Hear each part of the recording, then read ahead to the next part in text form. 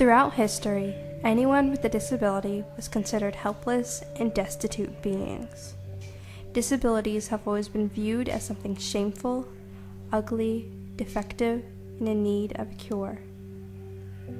Citizens with a disability were forced to be locked away in institutions and asylums where the treatment there was horrifically cruel. There, patients with disabilities ranging from mental disorders to disfigurements were shut away and dehumanized. Patients were often left neglected, locked up, and tied to furniture for hours on end. Citizens were denied equal opportunity and equal treatment just because they were different. It wasn't until the 1940s and 50s, when injured veterans returned home from war, that a new light was shed on disabilities. This would prove to be a crucial turning point in history. When World War II veterans returned home with newly acquired disabilities, a new perspective on disabilities began to take form. The returning men pressured the government to provide them with new rehabilitation programs in return for their great sacrifices. Citizens had their eyes open to disabilities and began to see past a person's wheelchair.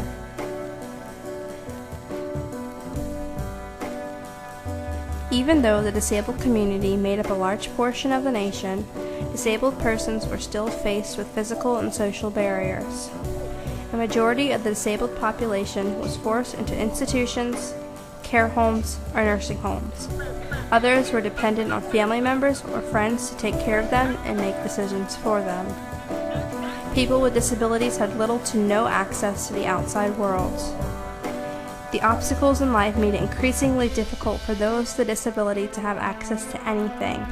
There were no ramps, curb cuts, or even automatic doors.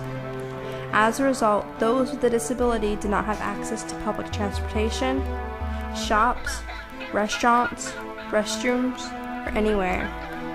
The disabled community was discriminated against daily and was denied public services because of their wheelchair, crutches, or their appearance. It was common for someone to refuse services to a person with a disability because their equipment or their appearance might offend or frighten customers. Even in society, there was a cruel and unjust treatment to people with a disability. The discrimination people with a disability faced was overwhelming. In the 1960s, social movements began to take place. Advocates seized the opportunity and for the first time began demanding equal treatment. Joining in on the many other civil rights protests, they began breaking down the physical and social barriers. Parents began demanding that their children be released from the hands of institutions and asylums and care homes. And for the ones not confined in institutions, they demanded equal access to public services. Disability rights activists took a stand and challenged viewpoints on disabilities. Disability activists and advocates rallied protests, staged sit-ins, and even obstructed buses and buildings that didn't provide equal access to show that they too deserved civil rights. In 1972, President Nixon vetoed a law that would grant equal access to those with a disability. The president's actions caused uproar in the disabled community. Fierce protests took place nationwide. In one particular protest in New York City, 80 people staged a sit-down on Madison Avenue, causing traffic to stop. After the persistence of the disability rights activists, Congress overrode President Nixon's veto and the Rehabilitation Act of 1973 was passed. This act was a pivotal point, as this was the first time in history that the civil rights of people with a disability were protected by law.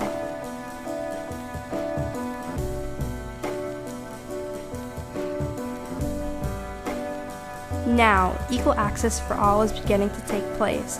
The first curb cut was set up in Berkeley, California. The first of ramps and such were making their way all around.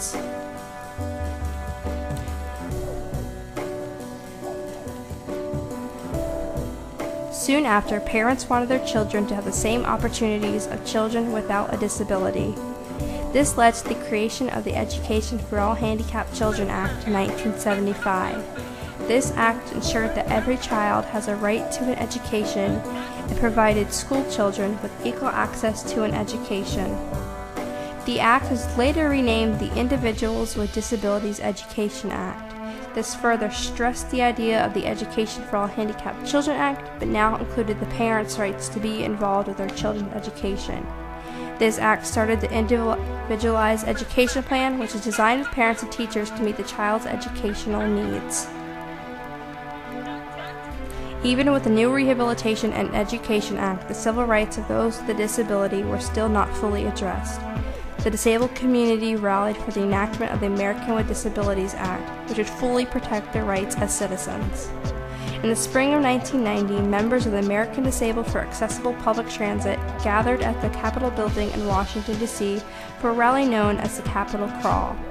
This rally was organized with Congress to pass the Americans with Disabilities Act.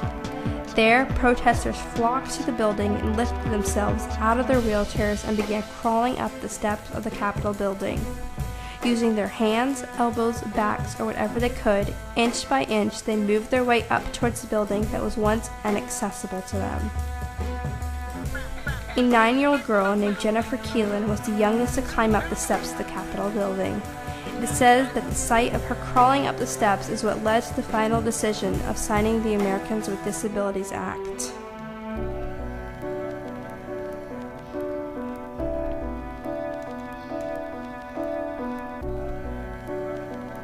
The ADA was finally signed into law on July 26, 1990. This act prohibited discrimination against any disability and ensured equal access in employment, public services, telecommunications, and many more.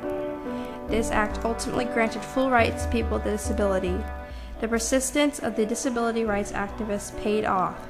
Their impact and their determination shaped the way our society embraces differences and how we perceive our freedom.